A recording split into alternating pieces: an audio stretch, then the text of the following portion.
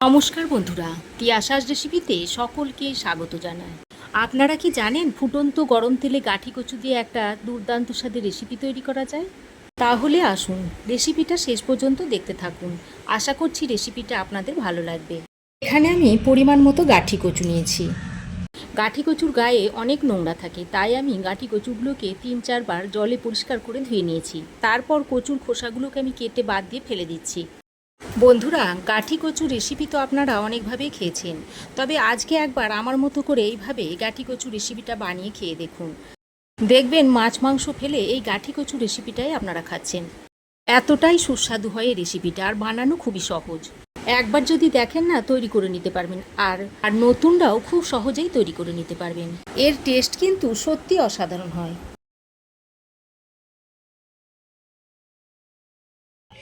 দেখুন, সব গাঠি কচুর খোসা আমি ছাড়িয়ে নিয়েছি। গাঠি কচুগুলোকে এরকম চাকা চাকা করে কেটে নিচ্ছি। দেখুন, দেখতে কত সুন্দর লাগছে।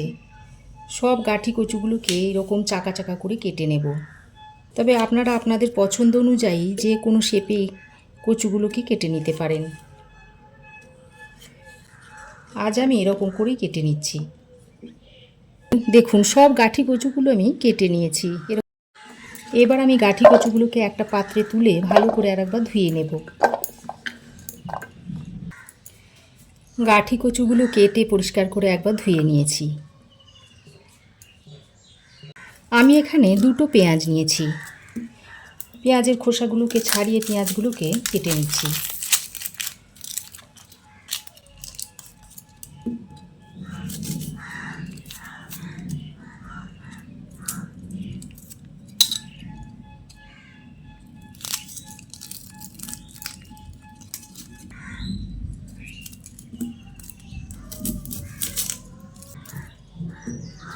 পেঁয়াজের খোসা ছাড়িয়ে পেঁয়াজটাকে 2টো ভাগে ভাগ করে নিচ্ছি।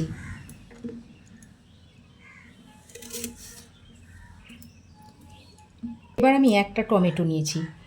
টমেটোটাকে এরকম 2টো ভাগে কেটে নিচ্ছি। আর একটা রসুন নিয়েছি। রসুনের মুখের অংশটা কেটে বাদ দিয়ে ফেলে দিচ্ছি।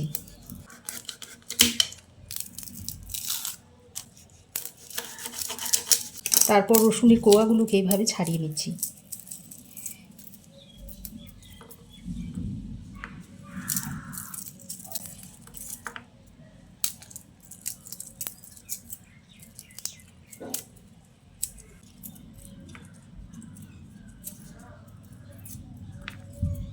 এবার আমি গ্যাসে একটা ফ্রাই প্যান গরম করতে দিয়েছি।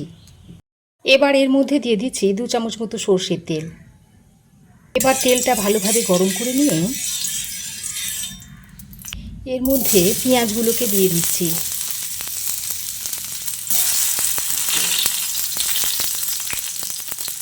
তারপর টমেটো দুটো দিয়ে দিচ্ছি। এবার রসুনটা দিয়ে দিচ্ছি। আর একটা শুকনো লঙ্কাকে ছিঁড়ে আমি এর মধ্যে দিয়ে দিচ্ছি। তারপর ঢাকা দিয়ে এটাকে 2 মিনিটের জন্য রেখে দিচ্ছি। এবার 2 মিনিট পর ঢাকাটা খুলে এইভাবে উল্টে পাল্টে দিচ্ছি।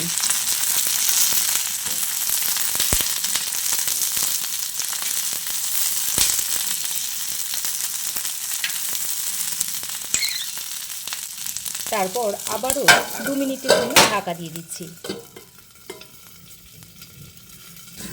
2 মিনিট পর ঢাকাটা খুলে নিচ্ছি।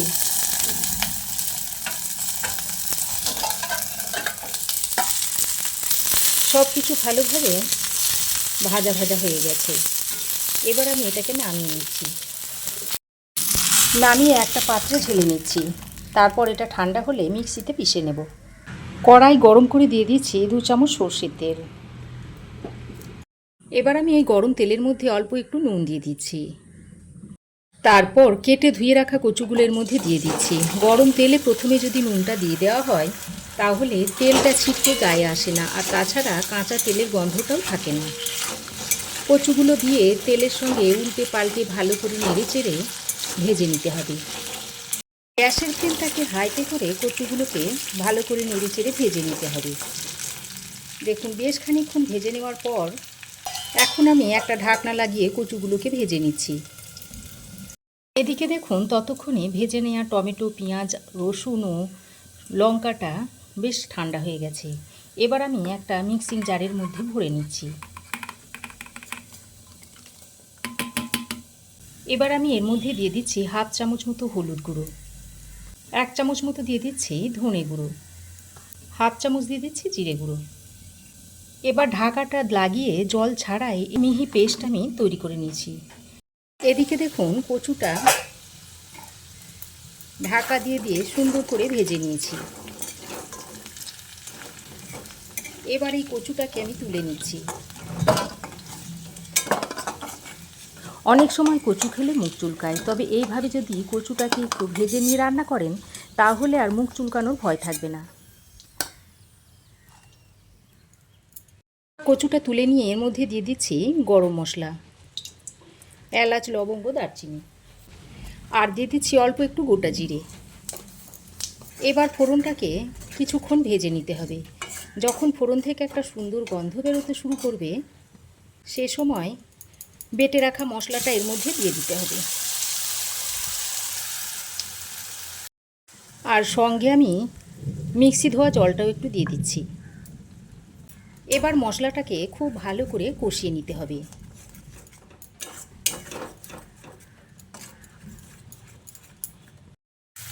দেখুন মশলাটা খুব ভালো করে কষাতে হবে। এবার আমি আবারও একটু জল দিয়ে ভালো করে মশলাটা কষিয়ে নিচ্ছি। বন্ধুরা, যখন আপনারা কম তেলে রান্না করবেন তখন এইভাবে জল দিয়ে কষিয়ে নেবেন, তাহলে মশলাটা খুব ভালোভাবে কষানো হবে।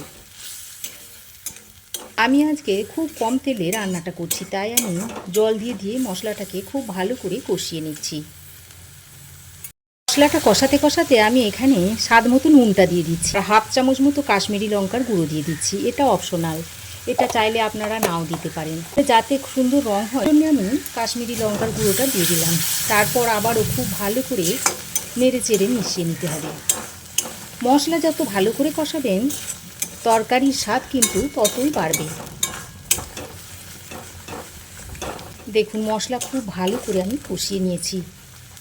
এবার এই পর্যায়ে ভেজে রাখা কচুগুলো আমি দিয়ে দিচ্ছি। ভাজা কচুগুলো দিয়ে মশলার সঙ্গে খুব ভালো করে নেড়ে চেড়ে মিশিয়ে নিতে হবে। দেখুন প্রায় 3-4 মিনিট সময় ধরে কচুটাকে মশলার সঙ্গে ভালো করে নেড়ে চেড়ে মিশিয়ে নিয়েছি। আমি এর মধ্যে 1 কাপ মতো গরম জল অ্যাড করে দিচ্ছি। গরম জলটা দিয়ে কচুর সঙ্গে ভালো করে নেড়ে চেড়ে মিশিয়ে নিচ্ছি।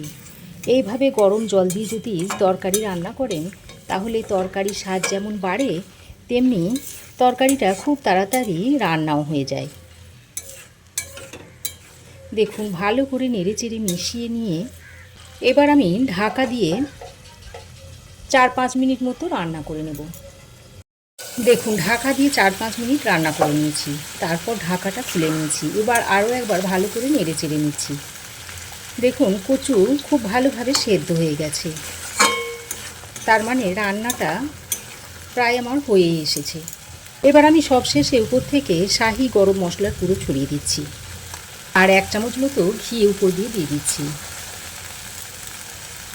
আর গরম মশলাটা দিয়ে কচুর সঙ্গে ভালো করে নেড়ে চেড়ে মিশিয়ে নিচ্ছি।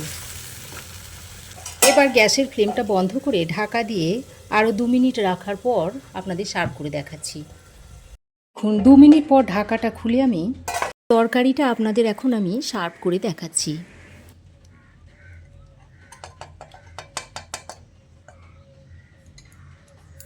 আজকে আমি তরকারিটা ভাতের সঙ্গে সার্ভ করে দেখাচ্ছি। তবে এটা আপনারা রুটি, পরোটা, লুচি সবের সঙ্গেই কিন্তু খেতে পারবেন। তো রেসিপি কেমন লাগলো বন্ধুরা অবশ্যই কমেন্ট করে জানাবেন। ভালো লাগলে একটা লাইক ও শেয়ার করবেন। পাশে থাকা বেল আইকনটা অবশ্যই প্রেস করবেন। আর আমার চ্যানেলে নতুন বন্ধু হয়ে থাকলে প্লিজ চ্যানেলটা সাবস্ক্রাইব করার অনুরোধ রইল। আজ এ পর্যন্তই। আবার দেখা হবে নতুন কোনো রেসিপি নিয়ে নেক্সট এপিসোডে। সে পর্যন্ত ভালো থাকবেন, সুস্থ থাকবেন। ধন্যবাদ।